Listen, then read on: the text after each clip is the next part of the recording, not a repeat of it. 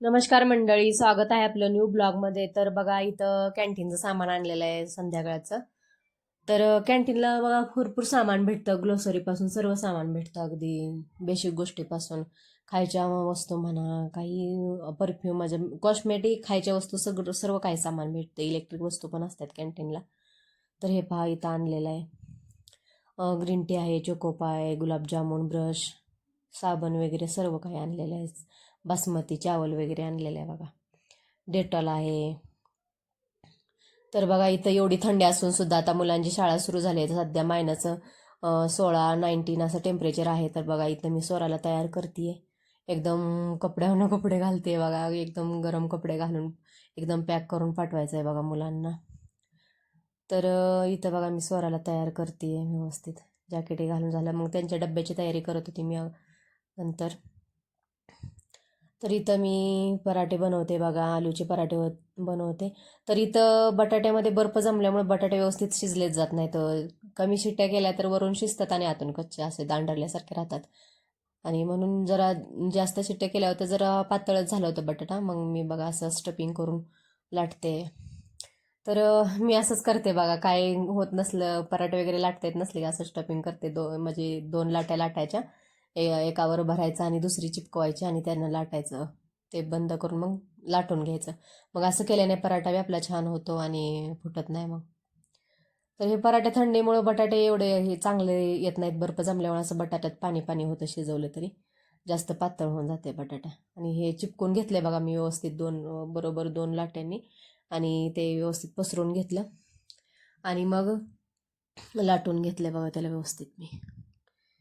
आणि असा पराठा केल्याने बघा व्यवस्थित होतो. आणि बंद करून जर करायचा असतो आपल्याला त्याची वाटी करून, तर तसा होत नाही. पातळ सारण झाल्यामुळे ते बाहेर येतं, फुटण्याची शक्यता असते. मग त्यासाठी ही ट्रिक छान आहे बघा.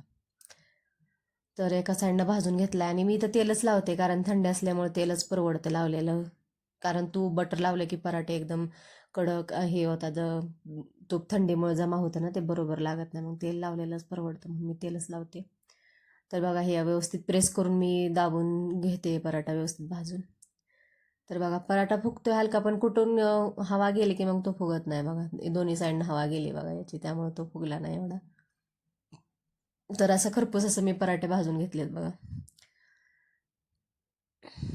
तर स्वराला आलूचे पराठे पाहिजे होते पहिल्या दिवशी बघा. इथं मुलांच्या टिफिनची तयारी सुरू झाली, टिफिन तयार. पराठे पण बनवून झालेत माझ्या इकडं. आणि हे बघा, ही नासपती फ्रूट काढून ठेवले मी, कापून ठेवलेलं आहे इकडं. स्नॅक पिरियड वगैरे असतो, तर त्यामध्ये स्नॅक पिरियडसाठी बघा इथं सुट्टी असते, तर त्यासाठी चोकोपाईन चॉकलेट ठेवलेलं आहे मी. त्यांना देणार आहे आता बॅगमध्ये घालून. तर बघा, चाललेत मुलं. तर सकाळ सकाळी वातावरण एकदम पॅकच होतं. स्वरा बाय करते बघा, एकदम पॅक झाली बाग असं. आणि मग मुलं गेल्यानंतर बघा मी इथं हे करते, स्वयंपाकाला लागली होती. तर इथं मी कामं वगैरे आवरून दुपारच्या स्वयंपाकाला लागले होते. तर इथं मी बनवते पालक मटर. कुकरच्या एका सिटीतच होतो बघा, कुकरमध्ये बनवणार आहे मी. तर नक्की पहा पूर्ण रेसिपी तुम्ही. तर कुकरच्या 1 ते 2 शिट्टीत लगेच होतं, तयार होतं झटपट. तर मी इथं कढाईमध्ये जिरं मोहरी टाकून घेतला, लसूण टाकून घेतला आणि पालक टाकून घेतली चिरलेली.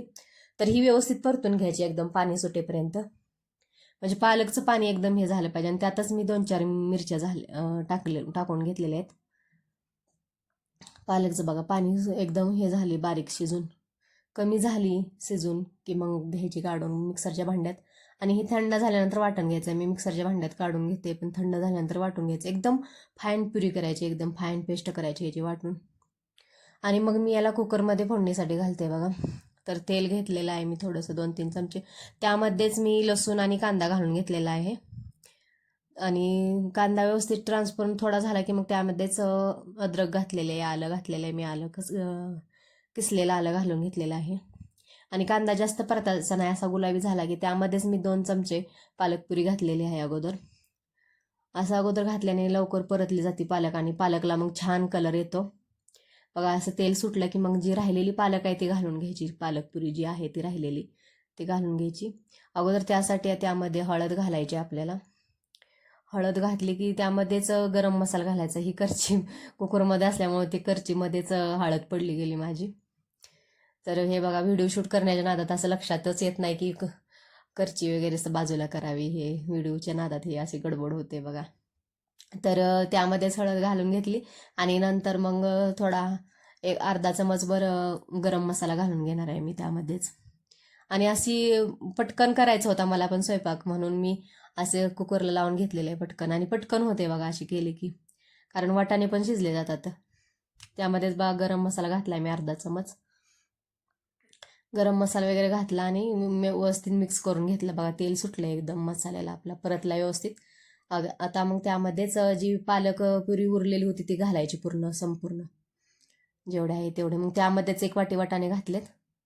आणि वाटाणे आणि पालक हे पण एकदम व्यवस्थित मिक्स करून घ्यायचं. आणि ह्याला पण अर्ध झाकण असं ठेवून तेल सुटेपर्यंत परतून घ्यायचं, वाफ काढून घ्यायची याची पण.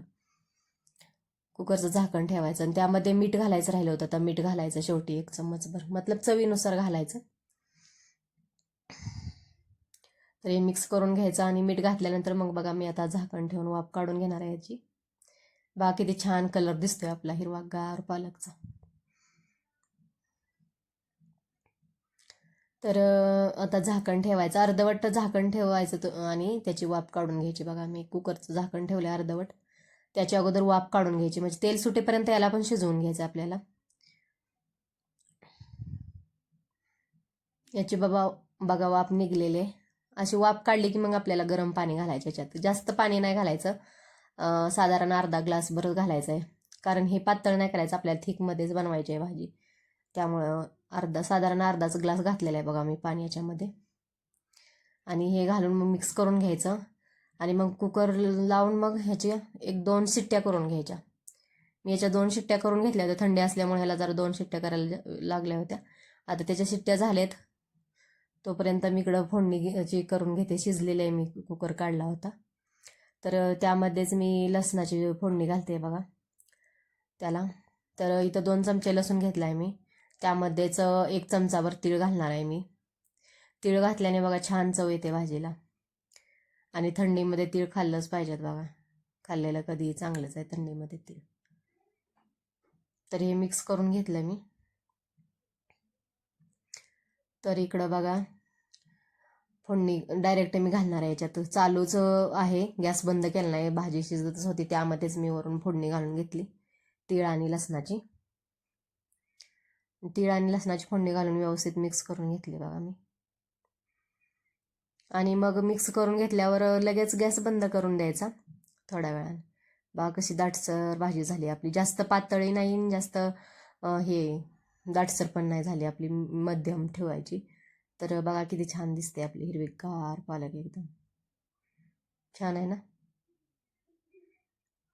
तर अशा पद्धतीनं बघा पालक करून घेतलेले आहे मी. पालक मटर नक्की करून बघा, अशा पद्धतीने छान होते. तुम्ही दही पण घालू शकता, पण मी घातलं नव्हतं, माझ्याकडे नव्हतं म्हणून. तर बघा इथं बर्फ एकदम शिशा बांधलाय काचेसारखा दारातला, कारण कंटिन्यू बर्फ पडत होता रात्रंदिवस, तो काय हटवताच आला नाही. आणि हटवला तरी पत्र्याचं वरचं पाणी पडून पडून त्याचं बघा असं एकदम काच बनली. एकदम सांभाळून चालावं लागतंय, एकदम काच बनली. थोडा जरी पाय गलती झाली तर पडलंच म्हणून समजा.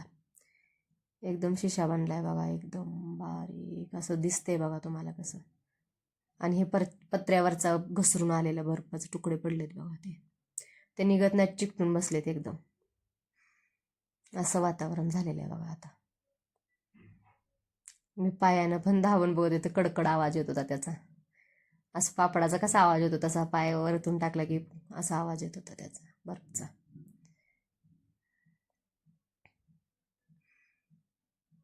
तर पहा एकदम शिशा दिसतोय का नाही, काचेसारखा. तर पहा इकडं दुपारनंतर असं वातावरण झालं होतं, ऊन पडलं होतं, छान वाटत होतं बघा असं वातावरण.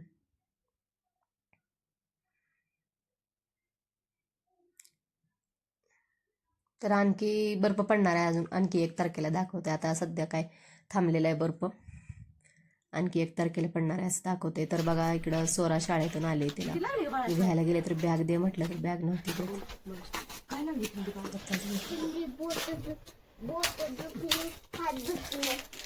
शाळेतून आले ती, तर त्यांना पॉपकॉर्न आणि काय बनवलंय सोरा, मॅगी बनवली आहे. थंडी लागली का लई शाळेत ग सोरा? हिटर नव्हतं शाळेत? हा इकडे बघ की, होतं का नाही? मग कुठं थंडी लागली तुला? थंडी लागली उद्या मोठी कपडे घालून या सांगितले, वरचं जॅकेट सगळं, मोठी सॉक्स ग्लव्स मुठीत घालून गेलता की रे बाळा? अजून घालून या म्हणजे. घरचे सिव्हिलवाले. हा ठीक आहे. तर पहा इकडं डेट्स आणले होते. डेट्स खूप महाग असतात पण खाल्लेले चांगले असतात बघा, हे शरीराला छान असतात, खायला पाहिजे. तर म्हणतात ह्याच्यात कॅलरीज लोह जास्त असते, त्यामुळे खाल्लेलं चांगलं आहे आपल्याला. तर श्रीनं बघा खोललंय आणि एकदम सॉफ्ट आहे बघा. हे खजूर सारखंच असतंय पण जरा वेगळं आहे बघा. तर बघा इकडं रात्रीच्या 11:30 वाजले तरी श्रीचा अभ्यासच चालू आहे बघा. त्याचं काय प्रोजेक्टच बनवायचं चालू आहे, ॲक्टिव्हिटी क्राफ्ट काय चालूच आहे बनवायचं. तर मंडळी, तुम्हाला कसा वाटला आजचा व्हिडिओ? आशा करते तुम्हाला आवडला असेल तर नक्की लाईक करा आणि चॅनलला सबस्क्राईब करा. तर आता व्हिडिओ आपला इथं एंड होत आहे, तर थँक्यू.